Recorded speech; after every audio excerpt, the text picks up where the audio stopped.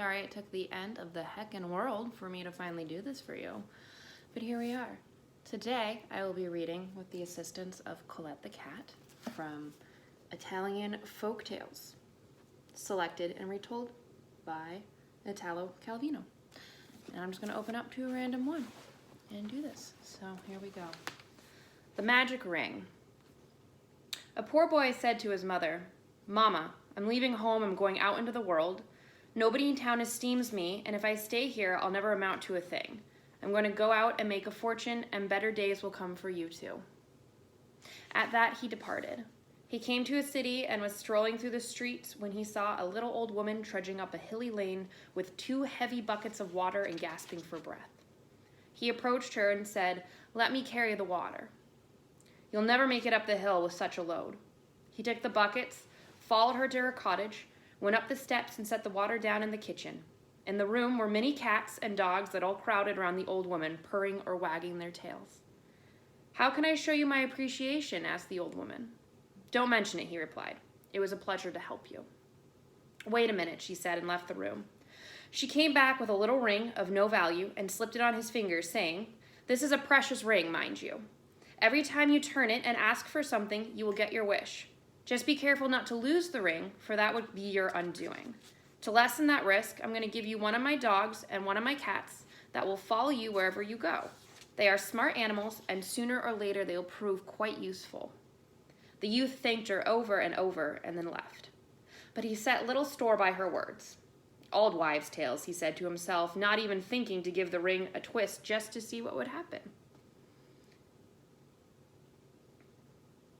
He left the city with the dog and the cat trotting along beside him. He loved animals and was happy to have these 2 with him. Running and jumping with them, he entered a forest. Night fell, and he had to make his bed under a tree with the dog and cat lying beside him. But he couldn't go to sleep because of the hunger gnawing at his stomach. He then remembered the ring he was wearing. It won't hurt to try it out, he thought to himself. He turned the ring and said, "I wish food and drink."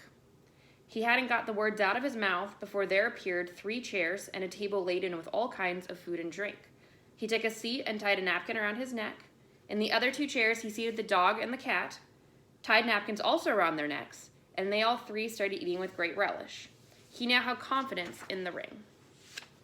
When the meal was over, he stretched out on the ground and considered all the wonderful things he would now be able to do. The hardest part was making a choice. For a while he imagined he would like piles of gold and silver. Then he dreamed of horses and carriage, then castles and land, and the more he mused, the less he knew what he wanted.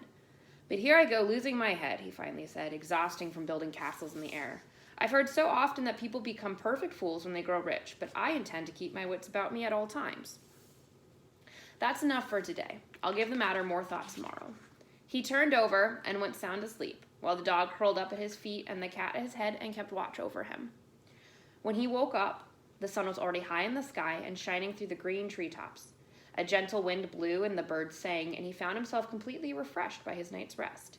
He thought of asking the ring for a horse, but the forest was so lovely that he decided to cross it on foot. He thought of ordering breakfast, but such delicious wild strawberries grew in the forest.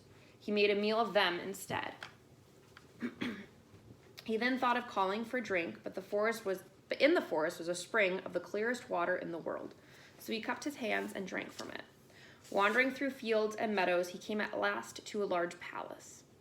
A beautiful maiden happened to be looking out the window and smiled warmly at the carefree youth advancing so springily, with a dog and cat right behind him. He looked up, and although the ring was safe, his heart was lost. Now is indeed the time to use the ring, he decided. Turning it, he said, "Let a palace rise opposite this one, outdoing it in beauty and containing every comfort." In the twinkling of an eye, the palace was there, far bigger and more beautiful than the other, and he was inside as though he'd always lived there, with the dog sleeping in his basket and the cat lying by the fire licking his paws. Opening the window, the youth found himself directly across from the beautiful maiden's window.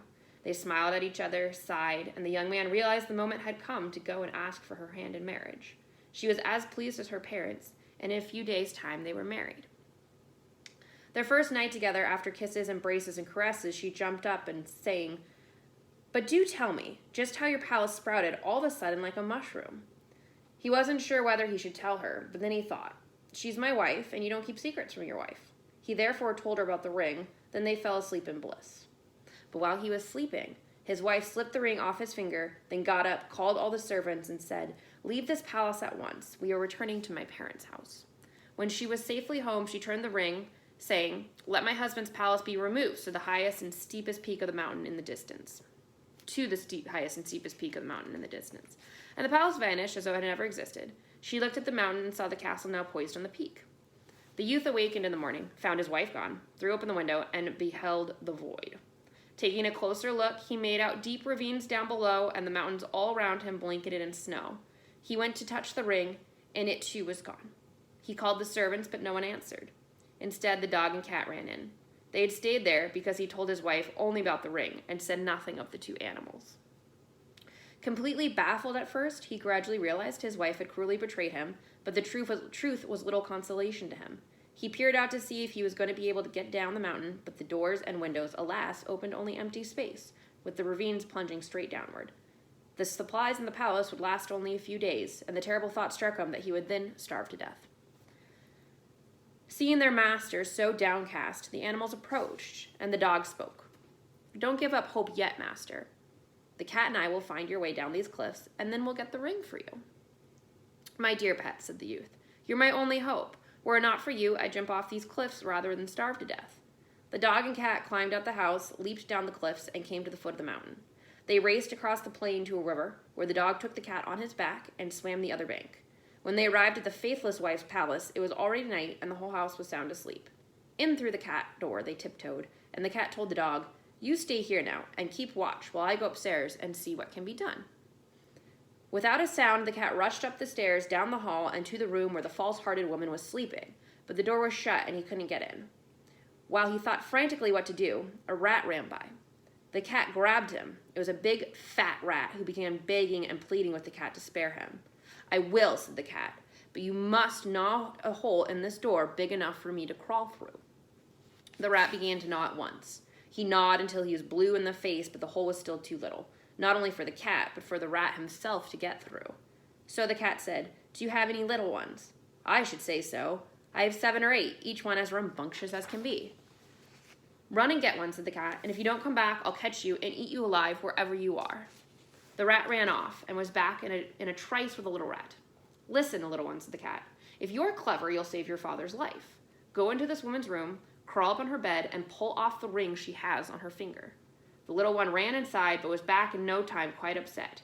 "She has no ring on," he says. The cat, however, didn't lose heart. "That means she has it in her mouth," he said. "Go back, slap your nose with your tail, and she'll sneeze, opening her mouth. The ring will drop out, you'll pick it up quickly, and run back here with it." Everything happened the way the cat said. In a little while, the rat returned with the ring. The cat took it and bounded down the steps. "Do you have the ring?" asked the dog. "Of course." They plunged through the front door and headed back the way they had come, but down deep the dog was consumed with jealousy because the cat had been the one to get the ring. Arriving at the river, the dog said, "Give me the ring and I'll ferry you across." The cat refused and they started arguing. During the quarrel, the cat let go of the ring and it fell in the water where a fish swallowed it. But in a flash, the dog grabbed the fish in his mouth and then he had the ring. He carried the cat to the other bank, but they didn't make it up and continued to argue all the way to their master's palace. "Do you two have the ring?" he asked eagerly. The dog spit out the fish spit out the ring, and the cat said, "Don't believe him. I got the ring myself, and the dog stole it from me." "But if I'd not caught the fish, the ring would have been lost forever." Then the youth petted them both, saying, "My dears, don't argue so much. You're both very dear and precious to me." For a half hour, he caressed the dog with one hand and the cat with the other, until the animals were again as good as friends as ever. He then took them into the palace, turned the ring on his finger, and said, "Let my palace take the place of my false-hearted wife, while she and her entire palace come here where I now am." At that point, the two palaces sailed through the air and changed places with one another. His landed right in the middle of the plain, and hers with her inside screaming like an eagle perched on the sharp peak. The youth sent for his mother and made her last years as joyous as he had promised. The dog and cat remained with him, always quarreling about something or other, but all in all, everyone lived in harmony. And the ring, he used it occasionally, but not too much, thinking, and how truly, it's not good for a man to get everything he wants without effort. When they went up the mountain, they found his wife cold and dead. She had starved to death. It was a bitter end, but she deserved none better. That is your quarantine fairy tale of the day. I hope you enjoy. I felt it was quite fitting because there's, a cat in it. Anyways,